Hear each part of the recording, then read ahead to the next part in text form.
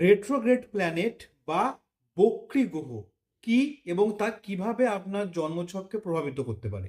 দেখুন, বক্রী বা রেট্রোগ্রেড মানে মূলত বোঝায় যে কোনো জাতকের জন্মের সময় যদি মনে হয় যে কোনো প্ল্যানেট যেন পৃথিবীর দিকে উল্টো দিকে হেঁটে আসছে, তখন তাকে বক্রী বা রেট্রোগ্রেড হিসেবে তার জন্মছকে দেখা যাবে।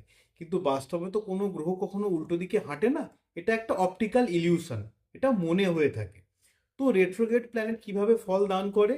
রেট্রোগ্রেড প্ল্যানেট নর্মাল প্ল্যানেটের থেকে 3 গুণ বেশি শক্তিশালী ফল দান করে সেই জাতকের জন্ম ছকে।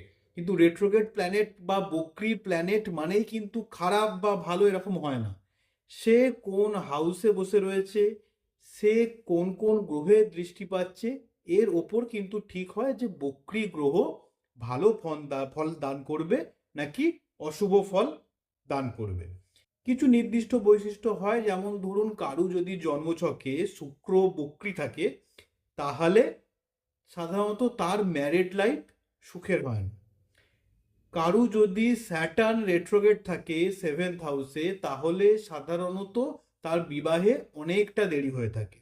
তো এইভাবেই রেট্রোগ্রেড প্ল্যানেট কোন হাউসে বসে রয়েছে, কোন জাতকের এবং কোন প্ল্যানেট রেট্রোগ্রেড রয়েছে, এইভাবেই বিভিন্ন রকমের ফল দান করে থাকে।